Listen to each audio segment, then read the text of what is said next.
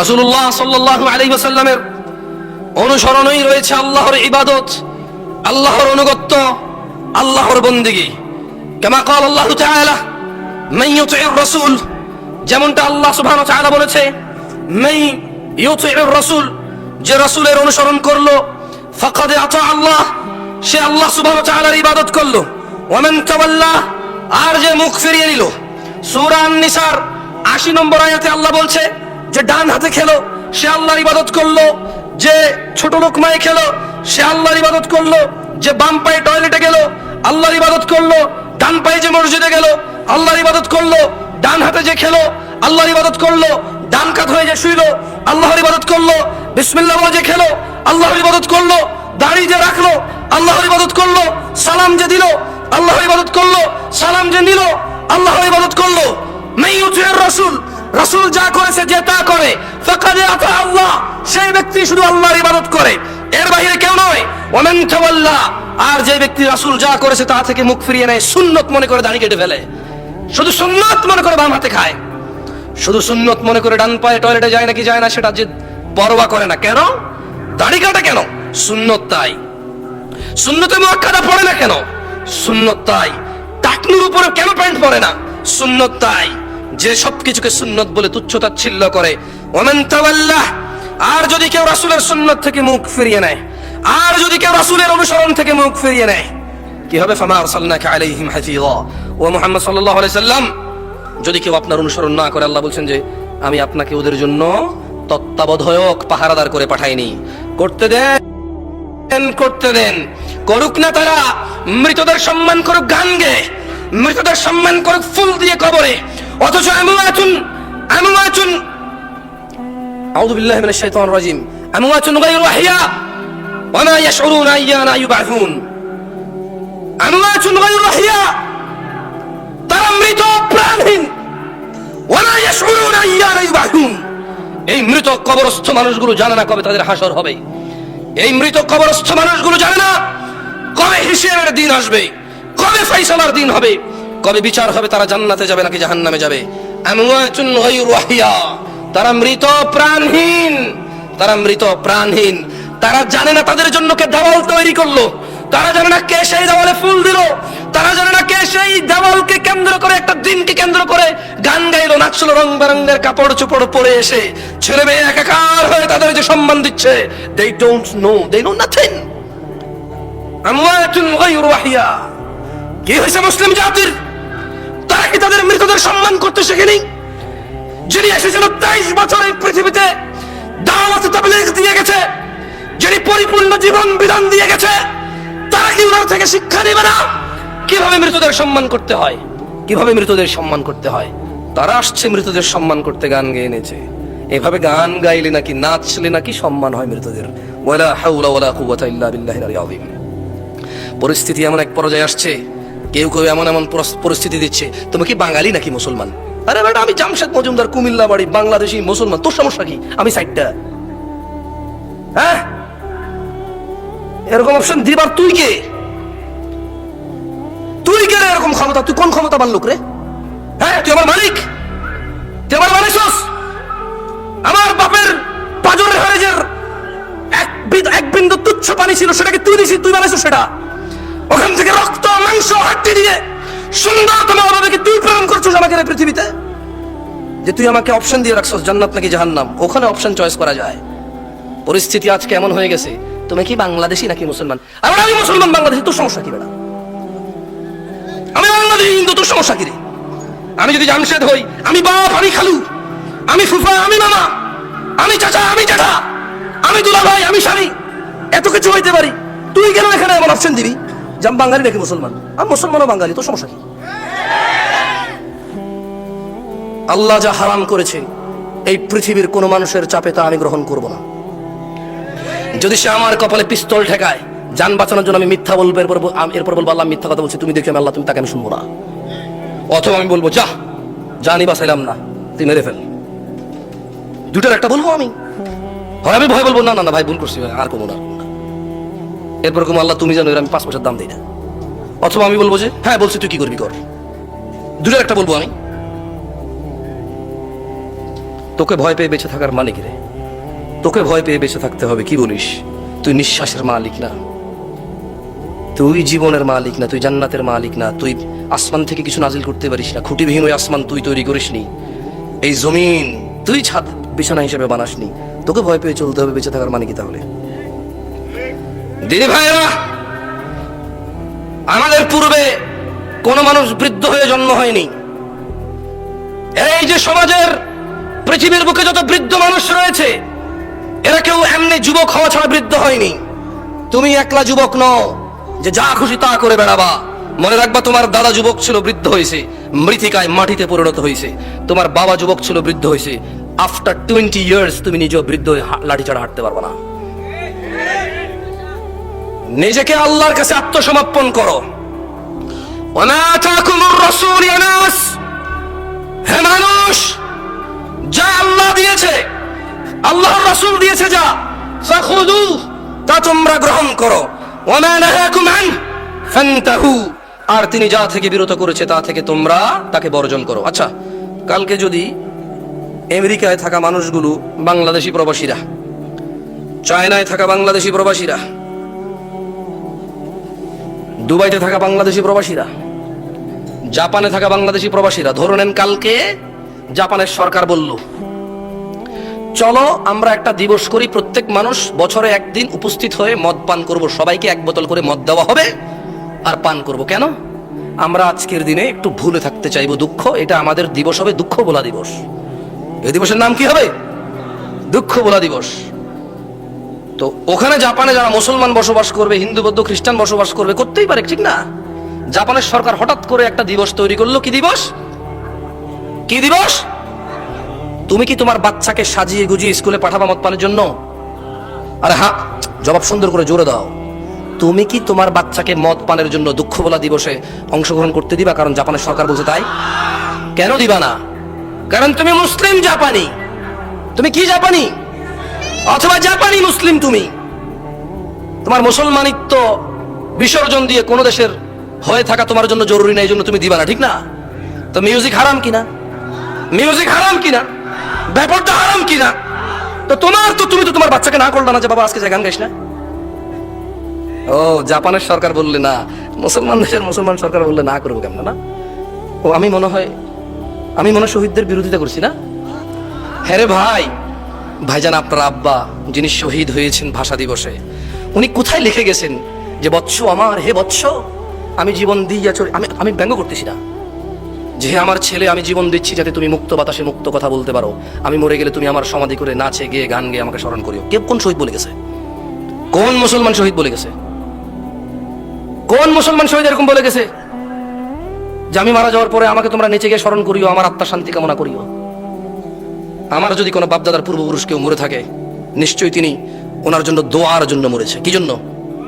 দোয়ার জন্য মরেছে। যাই হোক, আমি ব্যঙ্গ করছি না কাউকে, প্রত্যেকের ধর্মীয় অনুভূতি তার। তবে অ্যাজ এ বিং মুসলিম, আমি ইসলামে যা হারাম সেভাবে কাউকে সম্মান করব না, যে কোনো মূল্যে করব না, আমি করব না।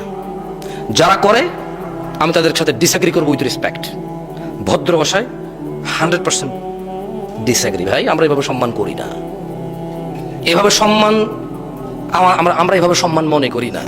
তো কেন মনে করেন না? আচ্ছা তুমি বলো না, এভাবে সম্মান কেন মনে করবো?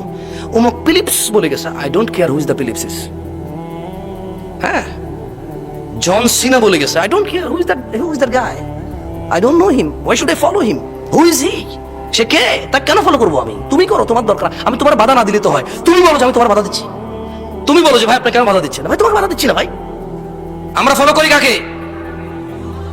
ওয়া মা আতাকুমুর রাসূল ইয়া নাস, যা রাসূল দিয়েছে, শুধু এই ক্ষেত্রে না, ইবাদতের ক্ষেত্রে রাসূল যা দিয়েছে তা গ্রহণ করতে হবে। ওয়া মা নাহাকুম আন, আর যা তিনি নিষেধ করেছেন, ফান্তাহু, তা বর্জন করতে হবে। আমি আর 15-20 মিনিট কথা বলে ছেড়ে দেবো আপনাদেরকে, কারণ অনেকে ফজর নামাজ পড়বেন না, বলবেন যে না প্রতিদিন মোবাইল টিপা নাটক সিনেমা দেখে ফজর মিস করি, আজকে একটা ভালো কাজ করছি, ফজর না পড়লেও চলবে, শুনছি। ইউ হ্যাভ এ রিজন ভাই, একটা রিজন তো আছে, you have a good reason. आओ भाई जिबा कर दो यहाँ पे, मार दो यार। आउज़ु बिल्लाहि मिनश शैतानिर रजीम। লা হাওলা ওয়ালা কুওয়াতা ইল্লা বিল্লাহিল আলিয়্যিল আযীম। একটা বক্তব্য শুনুন না, হুজুররা বলে যে বিড়ালের মতো 100 বছর বেঁচে থাকার চাইতে বাঘের মতো কতদিন বাঁচবে? ঘন্টার পর ঘন্টা বেমনোযোগী হয়ে ওয়াজ শোনার চাইতে মনোযোগ দিয়ে 20 মিনিট শুনবো। ওকে, आगे आना जगह पे ला लिया ना, बेटा उतर गया ना अभी, सही है। औज़ु बिल्लाहि मिनश शैतानिर रजीम। वत्तकुल्लाह या नास, अल्लाह के भय करो। इन्नल्लाह शदीदुल इक़ाब, निश्चय अल्लाह शास्ति दाने कठोर। आन अब्दुल्लाह इब्न मसऊद রাদিয়াল্লাহু আনহু قال, আব্দুল্লাহ ইবনে মাসউদ রাদিয়াল্লাহু আনহু থেকে বর্ণিত, তিনি বলেন, قال رسول الله صلى الله عليه وسلم, আল্লাহর রাসূল সাল্লাল্লাহু আলাইহি ওয়াসাল্লাম বলেছেন, ইন্নাহু লাইসা শাইউন ইউকাররিবুকুম ইলাল জান্নাহ ইল্লা ক্বাদ আমারতুকুম বিহ, নিশ্চয়ই এমন সকল কিছুই তোমাদের জান্নাতের কাছাকাছি নিয়ে যাবে, তার প্রত্যেকটি আমি তোমাদের নির্দেশ দেওয়া ছাড়া ছেড়ে দেইনি। কোথায় তারা যারা বলে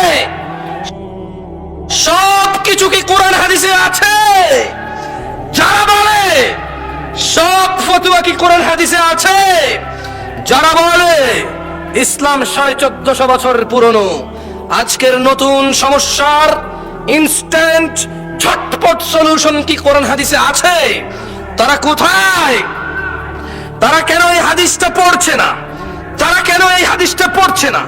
মুসান্নাফ ইবনে আবি শাইবাতে আছে, মুস্তাদরাকে আছে, আল হাকিম বাইহাকিতে আছে, এটা কেন তারা পড়ছে না?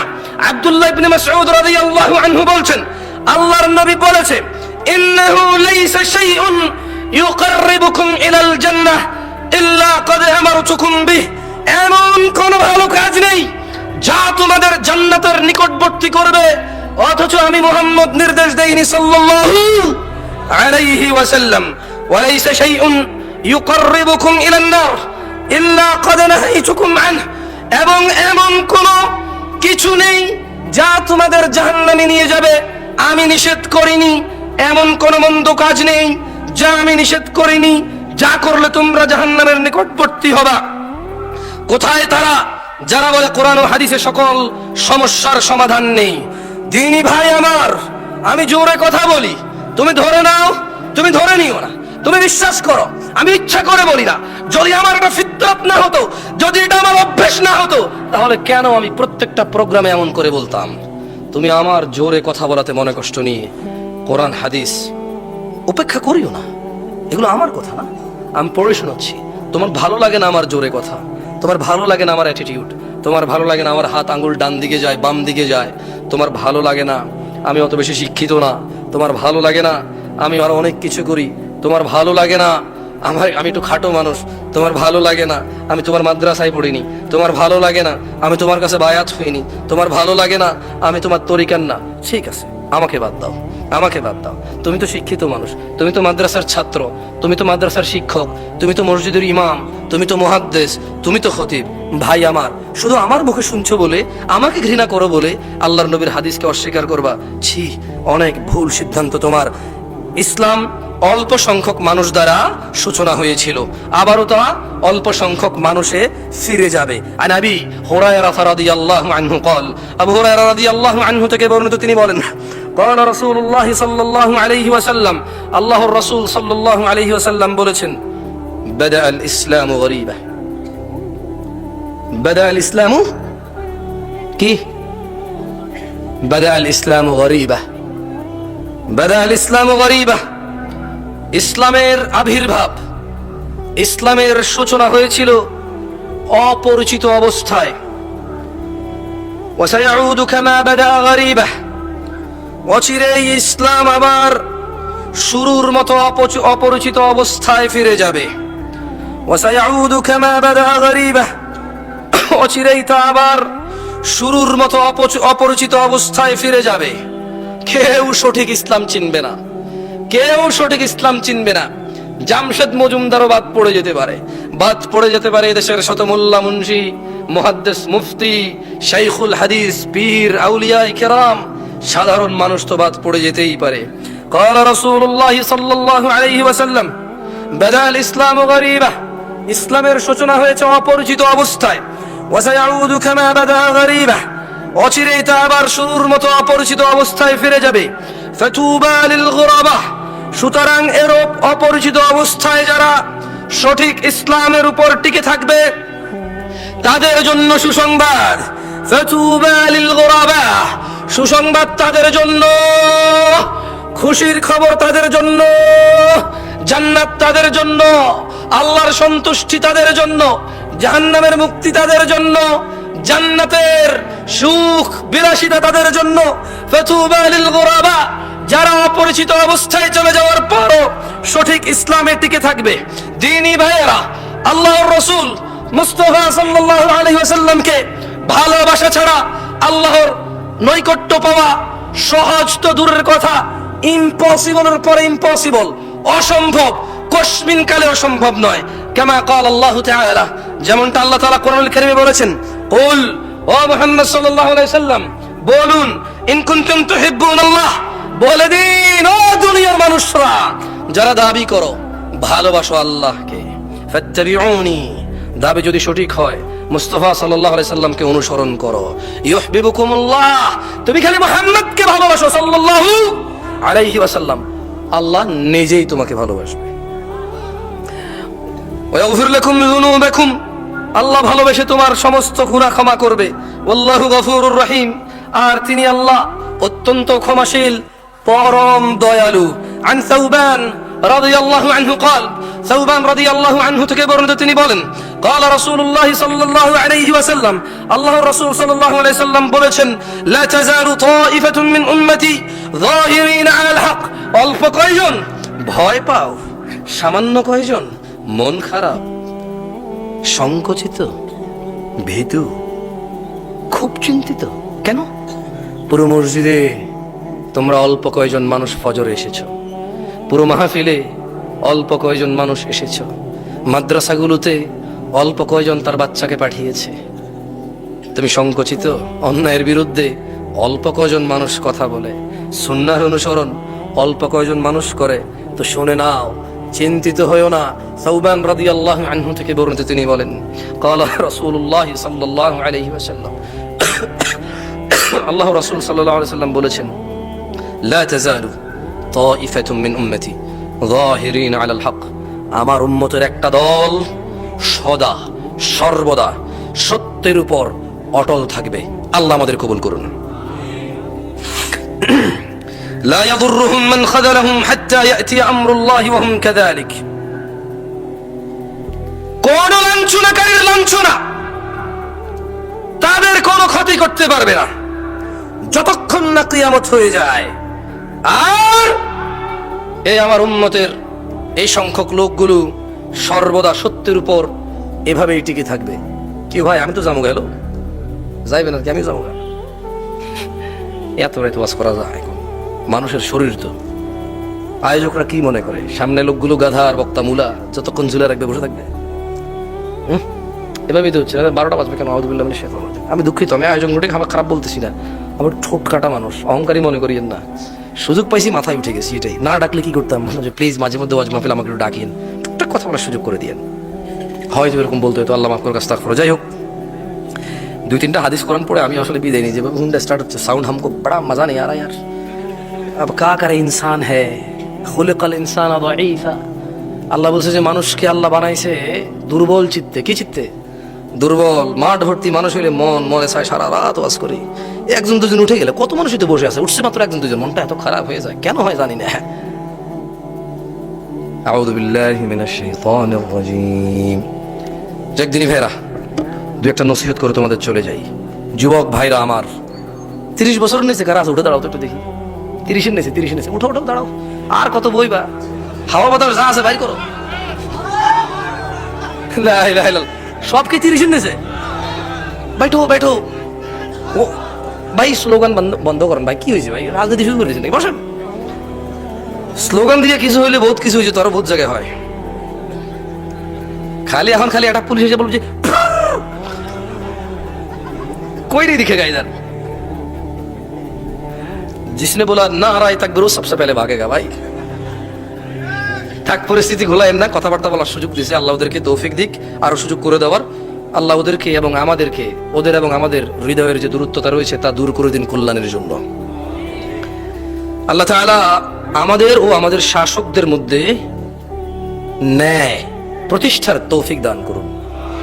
আমাদের শাসকদের অত্যাচার থেকে আল্লাহ আমাদেরকে আশ্রয় দিন, এবং ওদের মধ্যে যে কল্যাণ আছে আল্লাহ সর্বোচ্চ কল্যাণটুকু আমাদেরকে দান করুন। আমরা যাতে সুন্দরভাবে তাদের সাথে চলে তাদের ভুল সিদ্ধান্তগুলোর সুন্দর ভদ্র ভাষায় প্রতিবাদ করতে পারি, আল্লাহ আমাদেরকে সেই তৌফিক দান করুন। আমি বলবো, যিনি আপনি বলেছেন গান গাইলে শহীদের শ্রদ্ধা হয়, আপনি একটু বলেন না শহীদ ব্যক্তি কোন সায়েন্স কোন আর্টসে বৈজ্ঞানিক কোন থিওরিতে মরার পর গান গাইলে ওর সম্মান হয়? যদি ব্যাখ্যা দিতে পারেন আমিও গাইব। যদি বলে দিতে পারেন ছেলে মেয়ে একাকার হয়ে যদি গান সারাদিন গান গেয়ে আর বুঝাই যে ওরা মারা গেছে আমাদের জন্য, ওদেরকে আমরা স্মরণ করতেছি, এই স্মরণ ওদের কোনো কাজে আসবে যদি কোনো সায়েন্স দিয়েও বুঝাই দিতে পারেন, ধর্মবাদ দিলাম, যদি সায়েন্স দিয়ে বুঝাই দিতে পারেন তবে আমি বলবো ঠিক আছে আপনি করেন, তবে আমি তাও করবো না হারাম মিউজিকের জন্য, কেমন? তবে আমার মনে হয় আপনি বুঝাইতে পারবেন সায়েন্স। আরে ভাই, সায়েন্স অনেক সত্য জিনিসের অস্বীকার করে, এটা তো নাই। সায়েন্স সত্য বুঝতে 200 বছর লেগে যায়, কথা বোঝেন নাই? চাঁদের আলো নাই, সূর্যের আলো আছে, এটা বুঝতে 1400 বছর লাগছে সায়েন্সের। কয় বছর লাগছে? হ্যাঁ, কয় বছর? চাঁদের নিজস্ব আলো নেই, সূর্যের আলো আলোকিত হয়, সায়েন্স এটা বুঝতে কতশো বছর লাগছে? কতশো? আমরা 1450 বছর আগ থেকে জানি, আলহামদুলিল্লাহ। তো সায়েন্স অনেক সত্য জিনিসে জানতে 1000-1500 বছর লেগে যায়, এই জিনিস তো নাই। যাই হোক যুবক ভাই আমার, প্রাণ প্রিয় দিনী ভাই আমার, আল্লাহ সুবহানাহু ওয়া তাআলা আমাদের সৃষ্টি করেছেন সুন্দরতম অবয়বে। 10টা 5টা সিম চালাইয়া 10টা 5টা মেয়ের সাথে প্রেম করার জন্য নয়, যেভাবে তিনি চেয়েছেন সুন্দর করে বানিয়েছেন আমাদের। সূরা আলে ইমরানে আল্লাহ বলছেন, হুয়াল্লাযী ইউসাউবিরুকুম ফিল আরহামি কাইফা ইয়াশা, তিনি মাতৃগর্ভে যেভাবে ইচ্ছে তোমাদের আকৃতি গঠন করেন। লা ইলাহা ইল্লা হুয়াল আজিজুল হাকীম, তিনি ছাড়া অন্য কোনো সত্য ইলাহ নেই, তিনি প্রবল পরাক্রমশালী। ভাই আমার, তুমি গান বাজনায় মেতে থাকিও না। ওয়া মিনান নাসি মান ইশতারি লাহুয়াল হাদীসি ইউদিল্লু আন সাবিলিল্লাহি বিগাইরি ইলমিন ওয়া ইয়াত্তাখিযুহা হুজুয়া উলাইকা লাহুম আযাবুন মুহিন। যুবক ভাই ও বোন আমার, মানুষের মধ্যে কেউ কেউ আল্লাহর পথ থেকে বিচ্যুত করার জন্য খারাপ বাক্য কিনে নেয়, যা আমরা গানের মধ্যে পাই, জ্ঞান ছড়াই, এবং আল্লাহর দেখানো পথ নিয়ে তারা ঠাট্টা বিদ্রুপে মেতে ওঠে। তাদের জন্য রয়েছে যন্ত্রণাদায়ক শাস্তি। দিনী ভাই আমার, রাসূলুল্লাহ সাল্লাল্লাহু আলাইহি সাল্লাম বলেছে, দিনী বোন আমার, আল্লাহর নবী বলেছেন, আমার উম্মতের কিছু লোক মদের নাম পাল্টিয়ে পাতা পান করবে, তাদের সামনে গায়িকারা বিভিন্ন বাদ্যযন্ত্র সহকারে গান করবে, আল্লাহ তাআলা তাদের ভূগর্ভে বিলীন করে দেবেন শাস্তি দিয়ে, এবং কিছু কিছু লোকের আকৃতিকে বিকৃত করে দেবেন, বানর ও শূকরের মতো পরিণত করে দেবেন। ভয় পাও বানর হওয়া থেকে, ভয় পাও শূকর হওয়া থেকে, মাতৃগর্ভে ভূগর্ভে বিলীন হওয়া থেকে ভয় পাও। গান বাজনা ভালো জিনিস নয়, অসার বাক্য ব্যতীত, শয়তানের ফাঁদ ব্যতীত আর কিচ্ছু নয়। ইয়া আইয়ুহাল্লাযীনা আমানু, হে তোমরা যারা ঈমান এনেছো, ইন্নামাল খামর ইয়া শিবাব আহলুল মুনাফিকের ফাঁদে পা দিও না, মুনাফিকদের ফাঁদে পা দিও না। তারা বলে তারা মুসলিম, তারা বলে তারা মুসলিম, তারা বলে তারা তোমাদের হিতাকাঙ্ক্ষী, তারা বলে তারা তোমাদের সুবন্টন করবে, তোমাদের কল্যাণকামী তারা। খবরদার, মুনাফিকের ফাঁদে পা দিও না। তারা চায় তোমরা নেশায় মত্ত হয়ে তোমরা তোমাদের জীবনটাকে জাহান্নামের দিকে উজাড় করে দাও। তারা চায় তোমরা শয়তানের ফাঁদে পা দিয়ে তোমরা আল্লাহ দ্রোহিতায় মেতে ওঠো, রাসূল দ্রোহিতায় মেতে ওঠো, অথচ আল্লাহ চায় তোমরা সফলতার দিকে এগিয়ে আসো। আল্লাহ চায় তোমরা সফল হও। আল্লাহ সুবহানাহু ওয়া তাআলা সূরা মাইদায় 90 নম্বর আয়াতে বলছেন, ইয়া আইয়ুহাল্লাযীনা আমানু, তোমরা যারা ঈমান এনেছো নারী ও পুরুষরা, ইন্নামাল খামর ওয়াল মাইসির ওয়াল আনসাব ওয়াল আজলাম রিজসুম মিন আমালিশ শাইতান ফাজতানিবুহু লাআল্লাকুম তুফলিহুন। হে মুমিন নর নারীরা, নিশ্চয় মদ, জুয়া, মূর্তি পূজার বেদী ও ভাগ্য নির্ণয় করার শর্ত কেবল ঘৃণার বস্তু, শয়তানের কাজ। কাজেই তোমরা সেগুলো বর্জন করো যাতে তোমরা সফল হও। মদ ছাড়তে হবে, নাহলে সফলতা আসবে না। জুয়া ছাড়তে হবে, নাহলে সফলতা আসবে না। বাদ্যযন্ত্র ছাড়তে হবে, নাহলে সফলতা আসবে না। শিরক কুফরি ছাড়তে হবে, নাহলে সফলতা আসবে না। ইবনে আব্বাস রাদিয়াল্লাহু আনহুমার বর্ণনায় রাসূল সাল্লাল্লাহু আলাইহি সাল্লাম বলেছেন, আল্লাহ তাআলা মদ, জুয়া, তবলা ও সারেঙ্গি হারাম করেছেন। তিনি আরো বলেন, নেশাগ্রস্ত করে এমন প্রত্যেক বস্তু হারাম, ইয়াবা হারাম, হেরোইন হারাম, বিয়ার হারাম, অ্যালকোহল জাতীয় যত কিছু আছে যা মানুষকে নেশাগ্রস্ত করে, এমন প্রত্যেক বস্তু হারাম। দ্বীনি ভাইরা, রাসূলুল্লাহ সাল্লাল্লাহু আলাইহি সাল্লাম বলেছেন, আমার উম্মতের মধ্যে এমন অনেক সম্প্রদায় হবে যারা জিনা, ব্যভিচার, রেশমি কাপড়, মদ পান, বাদ্যযন্ত্র, গান বাজনাকে হালাল করবে। অন্য এক হাদিসে আসছে, রাসূলুল্লাহ সাল্লাল্লাহু আলাইহি সাল্লাম বলেন, যেই ব্যক্তি দুনিয়াতে মদ পান করবে ও তাওবা করবে না, সে আখিরাতে তা থেকে বঞ্চিত হবে। দ্বীনি ভাই আমার, যুবক ভাই আমার, চুরি ডাকাতি করে মদ পান করার জন্য সবর করো, দুনিয়াতে মদ পান করিও না। আল্লাহ আখিরাতে এমন মদ পান করাবে যা তোমাকে নেশাগ্রস্ত করবে না, আনন্দিত করবে। সুবহানাল্লাহ।